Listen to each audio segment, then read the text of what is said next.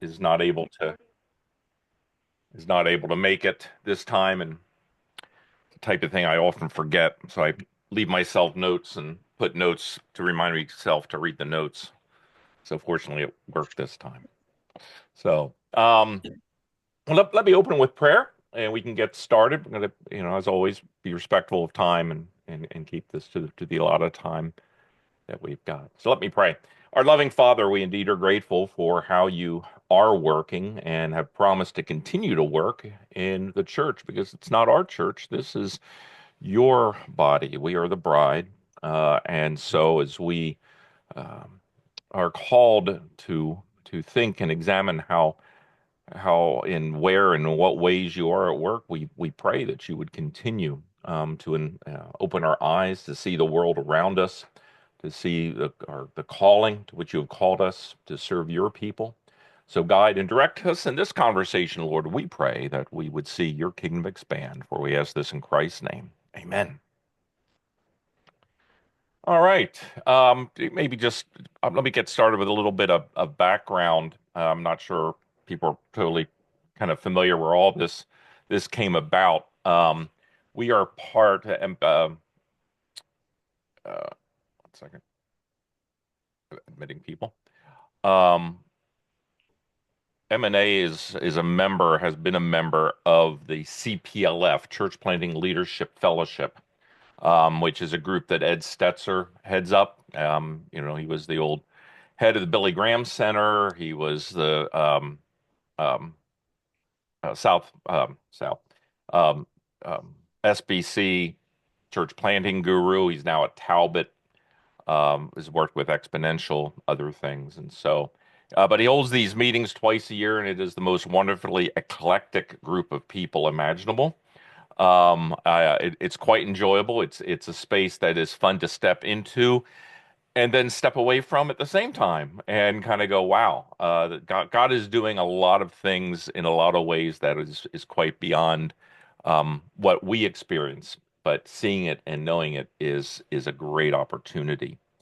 Um, so this last December, we were meeting at Talbot Seminary, and he handed this book out. The one co-author, Adele Banks, who is a religion journalist, joined the meeting via Zoom and kind of gave some of the background of the book. I just found it interesting way of looking at things and asking questions. And I thought, hey, this would be a good one. Just get some people to talk about. So I talked to Michael, there in Madison at Harvest, and just said, "Hey, would you want to read this together?" And I thought, you know, Michael's okay, but I talk to him all the time anyway. And but to get a bunch of us kind of on and see who's interested in having this kind of discussion. Uh, I'm hoping that perhaps Daniel Yang may join us at some point as well.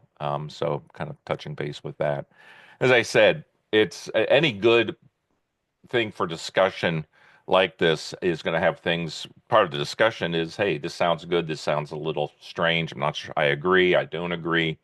So, as with a lot of books, not saying this is the best thing since sliced bread, and we need to do everything that they hint at here, but we need to talk about and say, okay, how does this operate in the context in which we're serving and in our own theological and political context as well. Again, the format here, I don't want to be teaching, but I can keep talking far more than I should. So my assumption here is I'm going to always assume you've read it. If you haven't, that's fine. But I'm wanting to get conversations going. I want your thoughts, your questions, applications. So interaction is going to be key. This size group works well if for this or any future things that we may do, other books or whatever. Um, if it gets too big, we'll just use breakout rooms and do it that way. So with that, I just kind of want to jump in with especially that first chapter, and we'll try to get through the three chapters. We'll just see how it goes. If we get going down, you know, certain trail and want to hang there, that's great. I have, you know, my goal is maybe we would do this four times, be done by May. Do two chapters a time, which I think is reasonable. If we go faster, okay. That first chapter, though, talking about change and adaptation, I just want to kind of say a few things at the front end of that. Change for most people just creates a lot of discomfort, because it really often means having to let go of what we know. To move toward any change, we have to some degree, leave the familiarity of something we've known before a new situation becomes comfortable, and it puts us in that no man's land. And it's problematic because it can sometimes challenge how we think and work, our relationships, our sense of identity. And so, as he starts this book off, talking about a culture shift, and sometimes it's far too easy to retreat and plant our feet at whatever stage of culture we are at or began at, or most accustomed to. Even we somewhat can assume it's the biblical norm. That may or of course may not be the case.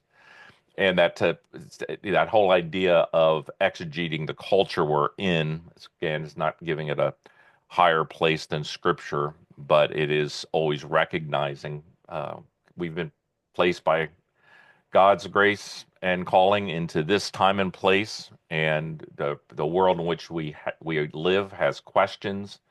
And while their answers and solutions may indeed be flawed, the pain is real, and to be able to listen to it and speak into that cultural context with the biblical fidelity is important.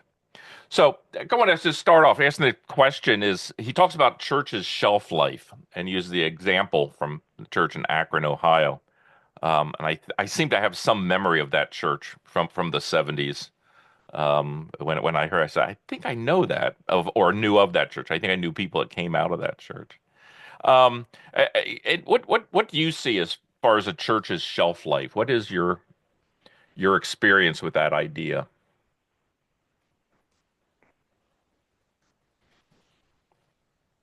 And it helps to unmute if you're going to talk. I've often thought about local churches. Chris, you want us to introduce ourselves or just Yeah, I'm sorry. I know no, I don't know everybody, but I know most people. Yeah, just introduce you, who you are, just where you're at. yeah, That's great. Sam Thanks. Sosa. I was a church planner in Pittsburgh and upstate New York, and now I'm a pastor of an established church in right outside of Wilmington, Delaware. Um, the the image I've often used is of a forest, and that local congregations are individual trees in that forest. And that sometimes they grow faster, sometimes they grow slower, they have lifespans, but trees just eventually, like no tree lives on forever. And I thought the first chapter was really good. Yeah, good. Thanks, Sam. Hey, Chris. Oh, Oh, sorry, you Matt, go. Matt, you go first, man. Okay, well, Matt Litson, I'm in Madison, at Res Pres. We're a 7-year-old church, um, near UW. But yeah, I've thought a lot about this. I mean, I think about the church that I grew up in kind of rural Kansas. Um, had you know, as I think and talk with my family who are part of it, like they kind of see that their church had, when they talk about, their church, what they're proud of, all of the conversation tends to be about, past tense, things that they loved about the church or things that they really treasured and enjoyed, and there's not a whole lot of forward thinking. And I even encounter that as I'm meeting with various churches and pastors, and when people talk about their church, they tend to talk about what their church was, and it even seems implicit in those conversations that, there's not a whole lot of hope, or even not just not maybe not even just a lot of vision, when people think about their church. It seems that the conversation tends to be less about thinking about the future as it is kind of maintaining the status quo. And, if we just keep plucking along, you know, things will turn around. As long as we kind of keep the sails trimmed, the wind will blow into it at some point. And that may or may not be an accurate assessment of things. Mm.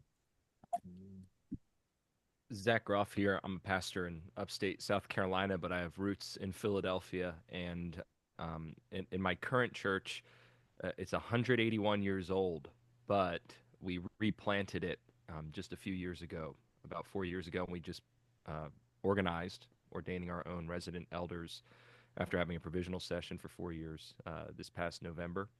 But before I was here, I I was converted in a church that was undergoing formal revitalization efforts, which involved a denominational change, a name change, and everything. And then I came into the PCA in a church that has a remarkable story about revitalization that also involved a name change, but not a denominational change. And in both of those cases, the life cycle of the churches, about 70 years. The formal, I mean, we're always every year seeking to revitalize and re-energize, right?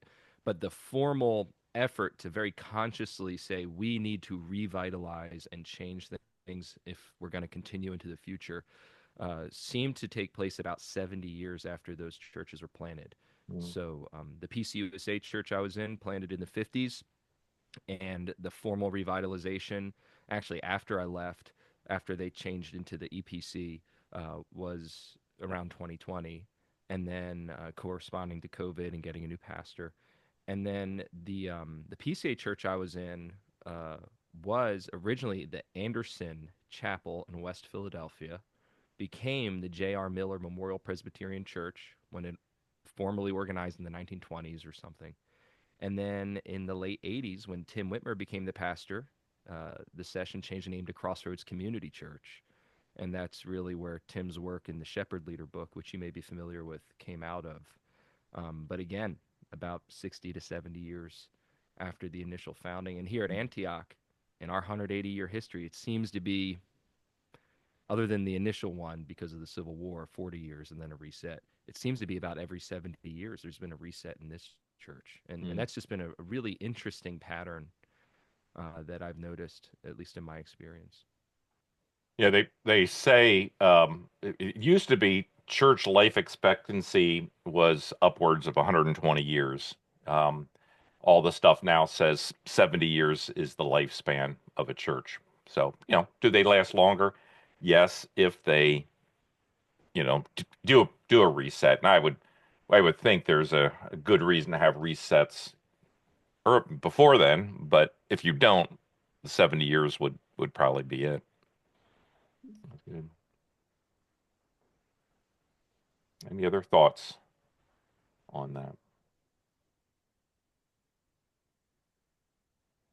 Well, Yes, this I is don't know Ted if you have Powers the. with been involved in church planning, now director of Midwest Alliance. I think at least one factor is that the communities themselves rise and fall. And because churches are often so connected to their community itself, their longevity can sometimes depend on the factors involved in a community, whether it fails as a community or even just radically changes as a community. While ideally a church would be able to adjust to that, it just simply isn't able to do so. For most people, the traditions are important because they're just ways that people invent to protect what they see as valuable, to perpetuate it, to keep it intact, to keep it from getting contaminated, that sort of thing. And therefore, to change the traditional forms in so many people's minds is more than just making cultural adaptations and adjustments. It's compromising the very heart of a ministry. So when you tie everything to the ups and downs of local communities and the stock that most churches put into the value of tradition, whether it's the songs they sing, the liturgy, or the ministry programs that they have, kind of thing, it does make for a difficult, very challenging situation. I think more so for the church than most other institutions. yeah, that's a great point.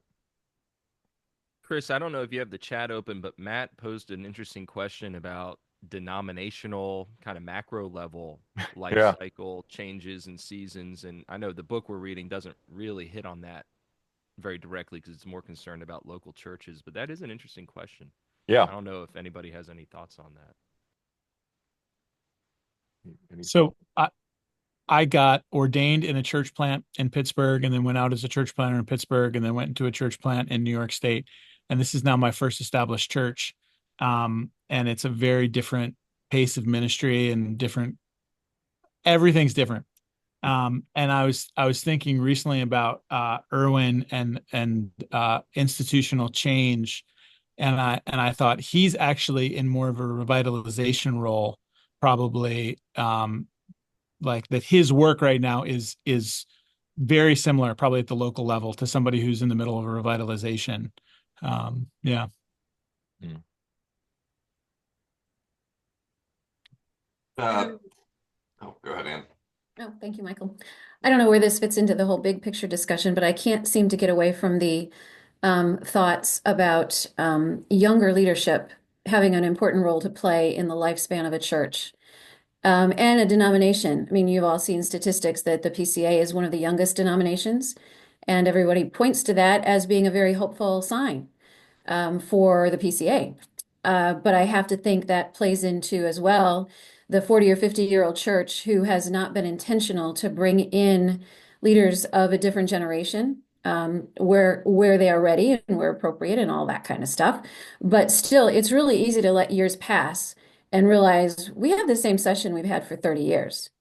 And then there's a whole generation that's been skipped who is going to bring a whole lot of sensibilities and insight and understanding of their own current culture that people who've been in leadership a long time just really don't have their radar ready for. Yeah, Michael. Yeah, and I was just thinking that in response to the denominational level, just look at the, about 300 years now of American Presbyterianism and just how every 50, 100 years as well, you get splits and reunifications. So like you can still see denominations and churches kind of coming out and coming back together every few decades. And it's just, I think it does become reflective then of some of the same things we're talking about, be it kind of generational changes, societal influence. Hey, are we going to make our mission and our vision of our whole denomination about this issue or a stance against it or whatever they are? Every few decades within a century, we still even see that happen. And I think it's just very we can be naive to think, oh, that will never happen, we will continue on forever unhindered by splits and we'll only just continue to reunify. But to acknowledge that this is also a factor of what we've seen in history, to not be ready for the split in that sense, but to actually apply the lessons learned from seeing that. All right. Well, let's jump into the second chapter, from attendance to attachment. I think in a lot of ways, while we may, let me back up.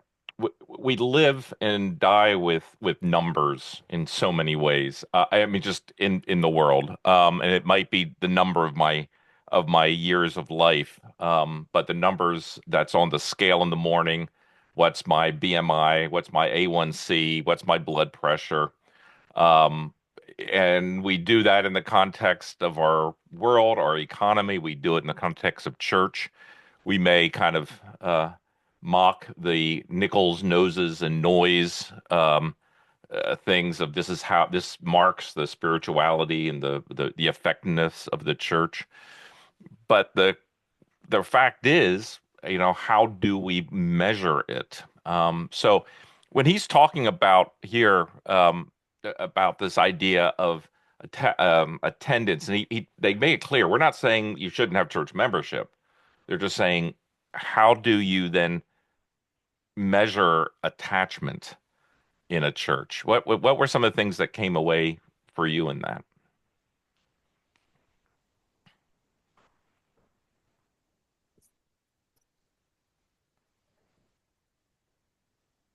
I found very helpful the framing of the conversation, less about formal on the rolls membership and more about belonging.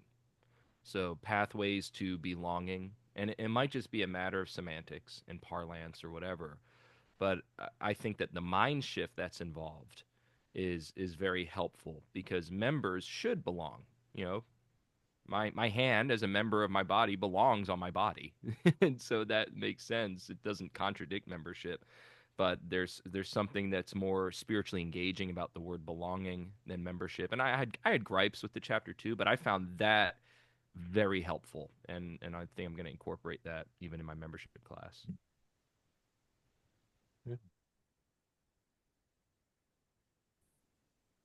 Any other thoughts with that? I think it was Jim Belcher, like maybe 15 years ago, used an image of in England you have to have fences up to keep the sheep in, and in Australia you have to have wells, and that people are just attracted to the wells. Like that's how the sheep are attracted to wells in dry conditions, and they want to move towards the water. And I've used that image in our church here. There was a rule that you had to be a member of the church before you could serve in any ministry in any way in the church. But there had been no new members because people didn't feel as if they would visit and they wouldn't feel like it was their church, and then they would leave.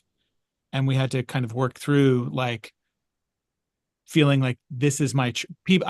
What we ended up saying was, especially for generations, people are going to say this is my church before they're ready to go to a membership class. And how are people are actually going to say this is my church if they can't participate in the life of the church? Yeah. Good. Andrew Conrad here. Was a church planter in Midlothian, Virginia, and now am helping to reproduce and plant other churches. Still pastor the church I've planted. Piggybacking off of that comment, one of the things that was said a lot in Young Life is you got to belong before you believe. And it's a very similar thing. I think especially in places where it's more transient and people need to feel a sense of belonging. And so the church finding ways to do that helps them come along before they believe. So I'm in a car that a friend is letting me borrow because mine's not working right now. And this friend I met a couple of years ago who was not a believer, and he is now. Long story short, though, he found lots of ways to belong to come around then to figuring out what is Christianity and not knowing anything about it and came to believe. And so one of the things we did in our church when we planted it was we said, you can serve in different ministries in different ways, even if you're not a member of the church. And in some cases, even if you're not a Christian. Depends what it is. We don't want to be hypocritical. I don't want non-Christians teaching classes that, would be something they wouldn't have any knowledge of or wouldn't believe. That would be an obvious thing. So if it was a higher level leader, they needed to have some kind of greater commitment to our church, be a Christian, be a member. But lots of ways. We had somebody play our drums once, I think, who was trying to figure it out and fit in and wasn't yet there. And then through that became a believer. But he wasn't leading the worship, wasn't vocally expressing or anything. And everybody knew on the team, like, okay, we're going to let you play and we want you to belong. So I think that's always a challenge for churches. And you kind of have to walk a fine line and being careful what you're doing there. But yeah, it seems to make sense to me. But in my context, one of the ways that I talk about conversion in our community is that becoming a Christian isn't just adopting a new set of beliefs or doctrine. It's also adopting a new community. You believe in Christ and then you belong to the church. And for some people, they need to like be part of the community of Christians to, in a way challenge their plausibility structures or, give them a sense of it. This group makes Christianity more believable. I do some part-time work with some various folks in a kind of third party outlet, but one of them who's an evangelist says, we often think that we can think ourselves into a new way of living, but it's more so the reality is true is that we live ourselves into a new way of thinking. That when we surround ourselves with a community of people, the core values and things become more real and believable to us. And so the thing that I took away from the community, and like Zach, I have my gripes with it, but the end of just calling for kind of thicker communities, things where we're not having thin memberships where we just kind of flash the card and expect our privileges, but where we really commit and covenant to, into one another and give people something kind of, something solid to chew on and to meditate on and belong to is important. What are some of the ways you're seeing this happening? To create that community without creating a false sense of that the community is equated with connection to personal connection to Christ. That like you mentioned, Andrew, you're playing drums. Okay, since I'm doing this, I am now the same as everyone else. No, we're still calling someone to faith and repentance. But how are you seeing that happen?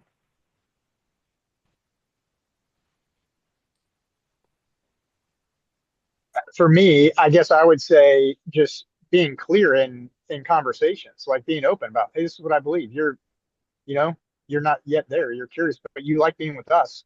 We love you. Mm-hmm. We're your friends. We're not just you're not a project for me. You're a friend, and that's the way Jesus loves people. And then we pray through that conversion comes about. And so trying to be really clear with that. And then when conversion does come about, saying, hey, you know what you need to do is become a member of the church where you're making this profession and this formal commitment, and then see it happen that way. So we're not trying to downplay membership at all, but it's not the first thing you got to do. Mm-hmm. Mm-hmm. It is a result of being in community. It is not the entrance into community. Yeah. That's correct. I will say one of the struggles that we see, which I'm not sure that is a result of some of the things I've just talked about, but I think is just more in general of individualism in our society, in our church, in our community, is people come and then they feel like they can belong because we don't press them hard on be a member right away. Although we're not soft on it. After people have come and visited or been around for a little bit, we invite them to membership classes, and we have about 2 membership, maybe sometimes 3 membership classes a year. But if they don't come, we're like, okay, we'll keep coming to church. One of the side effects of that is that people get very comfortable belonging without ever making that formal commitment of being a member. But it's like they consider themselves members. Mm-hmm. And while I don't, and I don't think that our polity says that either, right, in the PCA, one of the interesting things that connects to the book is the reason they're identifying as members is because they now show up regularly to worship, they're believers, they're in community, they give, they do all the things, but they have not stood up to take vows to say I'm a member. And that's one of the kind of confusing points, I think, with just where our society is, because everybody gets to self-select in and out of membership. And so they say, yeah, I'm in. And when it comes to voting time, we're like, okay, you have to check a box that says I'm a member. I've met with the elders and professed membership. So, so it's there is that, but I don't know that I just think that's a reality of society, maybe than it is more a thing of our church, because many of those people are some of the same people that have been members in other churches already. They didn't become Christians in our church and have come over, and they just treat membership very differently. Mm-hmm. Yeah. I've been thinking a lot about membership in my context. Michael Vogel, pastor of Harvest Church in Madison, Wisconsin. They're a young congregation. I tell people median age is like 25, and that's really it, which means for the issue of belonging, most people in my church are here for school or for like their first job at a local tech company in the area. And so they come here looking for a community, looking for belonging. And that's just kind of primed there. And my gripes in my own context is it's really hard to kind of track people down after they depart.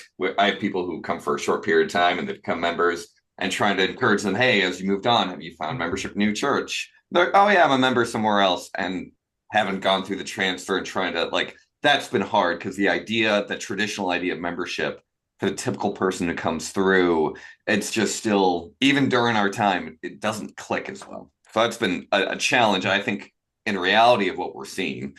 But even the last couple of months, seeing, a few people who've been regularly coming, one young man who was here because just looking for community and has never really had any contact with the church before. And he met up with me and was talking to me. He's like, I like the people here and I like being here. I want to know what it means to be a Christian because there's some things I'm not sure if I agree with. I said, okay, what's your biggest hang up? He's like, well, the resurrection. I was thrilled because I'm like, you've hit on probably the most important thing to get right. It's not like, oh, well, why do you do things this way? Or, why don't you ordain, women? It was like, boom, the most key thing to the gospel. And, he's stayed coming, even though he's not sure he believes the things we're talking about every week. So like that's fascinating to me. Another young woman who came to our membership class back in the fall and it started coming back again. I had a conversation with me after church for a while and we're going to meet up again. And she was kind of going through the things like, here are the things I don't agree with, about the church, but I'm still wondering, well, could I still be a member if I don't agree with things like, predestination, infant baptism, our view on ordination, and also I think LGBT issues. So like, these are some pretty, from theological to very social issues. And she wants to, interesting thing with this young woman, she wants to make sure if she's going to be a member someplace that it connects with her view of the church and the world. But even though it's been a fun walk with her because she's aware of that dissonance, but there's also a sense of belonging that I think she's already, wanting to pour into. Like for the past few weeks, she's come and each time she's brought someone else new. And I think that's kind of part of why she wants to make sure she has that congruency, compatibility with what we believe, because I think she's very invitational in that sense and very kind of welcoming, wants to bring people in. And so, I mean, these are journeys that I'm still walking through. I mean, but we might want to jump in on this conversation, be like, hey, how do we get them to believe what we believe? And I want to help walk them through with that. But it is really cool to see people, even if they're not fully there and believing all the, some of the core tenets, some of the very important tenets as well of what we believe, but are still investing in, inviting into the space. And I think that's exciting. It's almost like I don't know what to do with it because it's a lot, but it is it's really exciting. Michael used a good word there. He said these are journeys that we're on with them, and that really is the case. And the word pathway is so helpful. Other words like roadmaps, whatever, so much more helpful than process or even class might be or course might be. And I think that's important to recognize because we all have that as part of our testimony, whether we grew up in the church and it was always our church, or we were converted later on, or maybe a little mix of both. There's a journey element there, and being sensitive to that, to walk with people in that, in a shepherding sense, even. So I think that's really helpful. Yeah, we had a situation in our church recently that was it was tender. We had a young family come to our church. They had both kind of grown up mainline-ish in the Midwest. The husband had become more convinced of faith, and the wife had just kind of been more burned and walked further and further away from the church, so that when they moved, he started coming, she didn't. And then they were newlyweds. They were expecting their first baby, and there was this big tension. Like, and he kind of came and sat down. He said, "Well, can I baptize my son?" I said, "Yeah, Paul's clear, right? One believing spouse, the child is holy unto the Lord. One believing parent, sorry." And but we had to figure out how do we talk with the church about that? How do we talk with the family about that? And so we ended up sitting down with the wife and said, like, it was a good opportunity to say, okay, are you willing to stand with your husband when he takes these vows? Do you like hate the idea that he's like, we don't want to cause division in your family So let's talk about what that like. Do you have some hangups with the church you were experienced? Do you think you really believe like what? And and it was really great in the end because she said, I feel comfortable standing with my husband, but I don't feel comfortable taking these vows. And we said, that's fine. And so we brought them up and we said, hey, he's a member, she's not a member. But she wants to stand with her husband. And we used it as an opportunity because we said she is she's not ready to say these vows with her husband. And we know that that's actually a really good thing, that people don't feel as if they have to pretend to be here, and that there's a danger in the church that you just like you have to say the right thing or be ready to say the right thing. And we said we think the best thing for her would be a life-changing relationship with Jesus Christ, and we want that for her, but we're trusting the Lord. And we said that just like in the baptism, and then we went to the baptism, and it was I think this believing and belonging, I think some of this, that's the tension of like just naming the fact that there are people in your church who there are new people who don't want to they're not sure about if they can fit in because their experience of the church is very kind of narrow, or it's just CSI, Law and Order, or it's a very culturally conditioned terrible version of Christianity, or there are people in your church who are long-term members who have been pretending for a really long time because they're terrified that they also don't believe everything, but they don't want to get kicked out. All right. Well, one thing I would say, that series of questions on page 34, I think are interesting. They could be interesting for a session of church leadership and staff to kind of think through.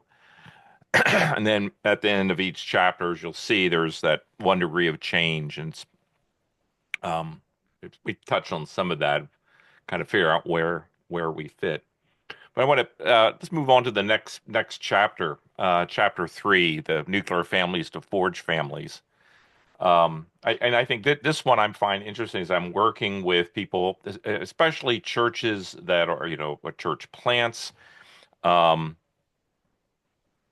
1 second. Oh, no brand. um, uh, the they're understanding the community they're in. They're somewhat surprised when I'll do a mission insight study and say, 50% of your community, where there's children in our home, 50% are single parents. And it's sometimes it's usually about a 1-to-3 ratio of single parent moms to dads, or sometimes a 1-to-3 ratio. And so it doesn't usually fit within our model and our context. And how are we going to be able to handle that?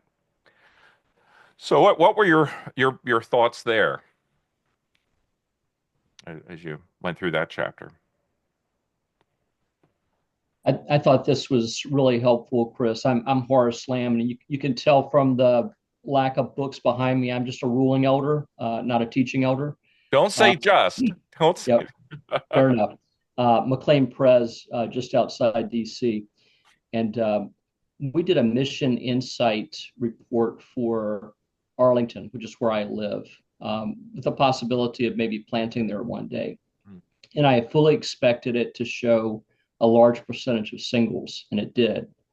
What caught me by surprise is the average age of singles. These were singles never married. The average age was like 10 years higher than I was expecting.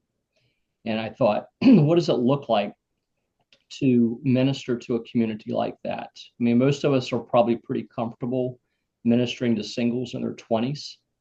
But when you're looking at singles that, at least traditionally, are past even the higher marriage age, what does that look like? What kind of individual are you dealing with? And so this chapter really resonated with me. I'm sure that Arlington is something of an outlier, but I think it underscores the point that they're making in this chapter, at least in part. This whole discussion about what is a family and what is the ideal family, the biblical family, is is near and dear to my heart, but also very pertinent to my ministry. And I'm right between Greenville and Spartanburg, South Carolina, in a rapidly changing, once rural, now very suburban kind of environment. And in my church, we started with 11 people, 5 of whom were my kids 4 years ago. And now we're up to about 89 people.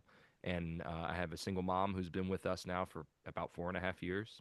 I have an older lady who's been wanting to get married, is in her 50s, and has a number of not scandalous relationships or anything, but just relationships that didn't go anywhere in her life. And ministering to her has its complexities, a couple of empty nesters, several large families like my own, a bunch of young guys and ladies right out of college or finishing up college, and the diversity there of who it is that has come into this little church out in what used to be the middle of nowhere is not something I expected. I didn't expect it at all. And so this is a subject I've given a lot of thought to. And what does it mean for families to adopt singles, or for singles to be fruitful in service as they come alongside of families to help with young children in a way that's appropriate? And what does it mean for the fellowship of the saints then to be built up in all of those dynamics? And it's been one of the more complex things that we've had to deal with. So it's an important subject, even if we come to different conclusions in our different places. Very important subject to think through. I thought the questions at the end of this chapter were very helpful to get us thinking along these lines. If I'm being like fully honest, I thought the shift was like very, very good, and I really, really liked it. And I felt like the chapter was a little bit the exegesis in me. I was like kind of wincing. I was like, you're kind of I think at one point I wrote like, this is the chapter written by the 3 authors together. Like but I do think principally, especially they were talking about so we're in Hockessin, Delaware. It is like peak 1% suburb. The people who should have their life the most together. Maybe Arlington, Virginia is a little bit bougier, but probably not. Joe Biden lives, 5 miles from here. The anxiety and the uncertainty about how to be a parent is off the charts. And so I really like that idea of just helping people understand, like, what does it mean? Even people are coming from divorces, they're coming from lots of broken relationships. They've waited to have kids. So they're and they don't even know, like, there's so much insecurity about being a family, and everybody feels like they're not doing it right. And so to just kind of come alongside and say, like, the Lord, you're going to fail. The Lord loves you. Like, let's look at the Bible, and you'll see a ton of failure in terms of families, and God redeems it and he restores it. And so I really, really liked the shift. Some of the meat of the chapter, I was less. Yeah. It raises good questions for us to dive into. And the connection I saw between the first and the second chapter, or second and third chapter for these 2 things is that sense of identity and community, and connection. And so one almost builds on the other. Of this is a place in which we can find attachment if we don't stick to a strict 20th century construct of family being mother, father, and kids, and that's it. Because a couple generations ago that was not as understood. It was multi-generational.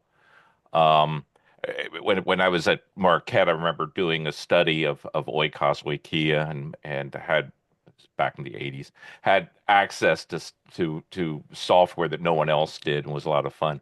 But looking at the Ashoka and all some of the minutia, not just literature. But my point that I made in the class was households were usually about 40 people. They were apartment complexes. They were city blocks. And it was, multi-generational, but cross-generational, but it was also employees were part of it. And so, but in all of that, it's not that we have to get back to that, but it's recognizing our definition is, in the way we think of it, is time stamped in a lot of ways. I think it was the 80s, 90s. Who was the first hire, the second hire for a church? Get a youth pastor because we got to keep the youth in. And then in the 90s, early 2000s, director of family ministries. And it sometimes there it would get more integrated and intergenerational. You go, well, that's good, but you're still operating within the same construct. How do you engage people that are not connected with the traditional family construct? And we often leave them behind if we're not careful. Yeah, Chris, to your point, being kind of church planter, recently removed from church planting, like you have those lines of thought of like if I had unlimited resources, could hire, could make my first, hire, and then we could actually pay them and all of that. Like the hire that I would keep coming back to, at least in my context in Madison, and I could imagine it being true in a place like Arlington, is like a director or pastor of community life.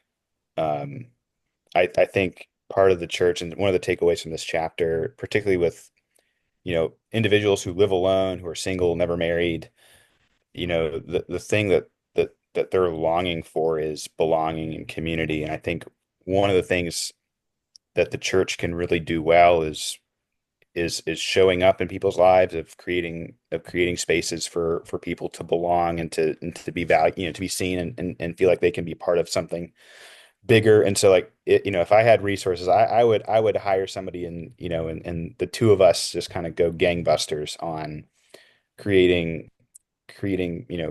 front porches, as some people have called it, or opportunities for people to come together and come around things, formal, informal, Bible study, affinity, casual, like just, creating a kind of this kind of patchwork of of spaces and opportunities for people to come together. Because I think that's what what people are longing for. I mean, loneliness is off the charts, and it's not getting better with, like, you think about things like AI chatbots and some of those, um, processed, forms of responses to the loneliness crisis. Mhm. Um, that I think, yeah, in kind of the more downtown area that Michael and I are in, like, and where others are, like, I think that's the biggest kind of frontier of just how can we create spaces where folks belong. Yeah. No, that's great. Good. Well, any final concluding thoughts? Things that have not been said that just need to be said. One point of Presbyterian pushback on the book. So acknowledging that they're not running from a Presbyterian Yeah. perspective, I'm not holding this against them. Is there's very little discussion, at least in these first three chapters, and I saw some good opportunities for discussion of this, but very little discussion of worship and the church as a worshiping community. And so a big part of our belonging is the fact that we are a people that worship together and heed the summons to come into worship together with thanksgiving and joy and praise, whatever that looks like, and then to be sent out back into our vocations and our scattered lives to be salt and light in the world, having met with God in worship. So that was missing, and certainly should be something that I hope um, our churches emphasize. And perhaps Sam was being very gracious and kind of like nodding in this direction, but not saying it too directly. The whole archetype thing was definitely pushed too far Oh, in yeah. chapter 3, and I was reading that and cringing, even if I appreciated the heart behind that. But there really, it really does need to be the case that we're thinking through different kinds of folks. So Yeah. half of my congregation right now are like little kids. Yeah. By little kids, under the age of 13 years old, so non-communicant members for the most part. And I'm constantly thinking about how is what we're doing together really communicating to them that they belong to God, they belong to Jesus, and this church and Jesus and God belongs to them. It's not just their parents' God or God in the abstract, but their God, our Amen. God as a people. Yeah. And so the questions they were asking, largely about people from the outside that come in and visit with us or that we interact with, are questions that I think are very properly asked about those in our midst, especially the ones growing up in the Yeah. church. Yeah, I mean, when we're talking about community, it's easy to think only in the context of those who are over 21 community. Mhm. How do we engage in the context of our worship, all of the members that are there, communicant, non-communicant, in a way that is appropriate Yeah. and beneficial for all. And it's an ongoing Yeah. juggle. It should be. And I'll say in a church revitalization or a church plant, one little thought that was super helpful to me. I was anxious about my kids being the only kids in this church when we got started. I was concerned. I was worried for them. Are they going to have friends, whatever? Yeah. And Jonathan Master, who was my boss at the time in my full-time job at Greenville Seminary, he's the president of the school. We're very close. He sat down. He said, "Zach, your kids are going to see this as a grand adventure that you're all on together," which really gets to the heart of this. The church belongs to us in a healthy way. We belong to this. And that really has been the case. Yeah. I mean, I have one daughter where it's been tough. We haven't had a whole lot of kids around her age, and that's starting to be fixed as we've been praying for more kids her age to show up. But other than her, and God bless her persevering through this, and she's connected with others anyway. All my kids have been just very happy and resilient in connecting with whomever the Lord brings in healthy, meaningful ways. And that's been a real answer to prayer. And that's important for church plants and revitalizations where you don't have the ability to stand up a big attractional program like a VBS or something like that. No. And I was gonna to maybe to Zach's. I think two of the aspects that Presbyterians bring to this is a healthy view of Sabbath, because I think in the end, like, encouraging people to carve out space to rest allows, like, if you don't have any Sabbath in your life, you have no space to actually be with other people, and so really pushing into just kind of the rest the Lord gives you. Work your butt off 6 days a week, totally fine. Be nuts 6 days a week, and then just really just rest, like put it down and trust the Lord. And that allows people to step into worship in as a gift. You know what I mean? But I also think covenant theology, and just because ultimately, if you're recognizing that you have covenant kids that you need to be training up in the Lord, they're going to be asking similar questions to non-Christians, and that you make your church more accessible to folks who aren't ready yet when you're explaining your church to your kids. And it's like this really beneficial two-part thing. Good. I had this long thing I was going to drop in the chat, and I feel like it might just go faster if I shared. But just one final thought I had is, one of the best volunteers in my church, and I'm using volunteers in like scare quotes because he they actually don't serve in any formal capacity. In fact, like we don't have them serve in other places so they can be freed up to do this. Is that I've got a couple people who it's their job on Sunday that if they see a new person, their role is to ask them to lunch and take them to lunch after church. Like we've got several restaurants in walking distance of where we meet, and Horace, this is a couple single guys in there, one single guy, one single gal, like in their 30s. And so talking about like the role of singles, older singles in the church, is that their role is to make get to know people, invite them to lunch, and I've found that amongst like single adults, like their first to second time visitor like retention rate is much higher if they've gone out to lunch after church with somebody in the church who's not the pastor. Like we have monthly newcomer lunches and things, and so I get a good smattering of newcomers whenever I have it. But I find that when someone in the church takes them out to lunch, they seem to be stickier and come back. And so like, it's an informal ministry. Like they submit receipts for reimbursements and stuff like that, but they pay with their card. So it doesn't seem like, that they're being ambassadors for the church, but they're really taking an interest in people and taking them out to lunch. And I've just found that that's a great way of creating kind of belonging for folks, as we're thinking about like these Forge families. Well, that's great. Well, good. Well, I want to wrap up. I've got a noon or one at the top of the hour, and I know some others do. Well, thank you so much. I think this is a great starting point, and you can see there are some other comments that both Jeff and Zach made there. I think that's really important. We'll be meeting again. It'll be February 25th, March 11th, April 15th, and May 6th. I'll just keep sending out reminders, trying to do it once a month, and I pick the dates that I could do it when I was around. But it'll be the same time. It'll be the same Zoom address. But I'll try to send reminders out. And like I said, I'll be recording these and capturing them so they would be available if you miss one and just want to keep up with it. But we'll do the next 2 chapters, and I think that would be a good pattern, and we can get through this then in four meetings, which doesn't stretch it out and doesn't try to cram too much in at once. So, all right. Well, thanks much. If there's anything I can do, let me know. Reach out any way I can help, and we will talk later. Great. Good to be with everybody. Thank you, Chris. Thanks, Chris. Bye. Chris, take care. Appreciate it. See you guys. Bye.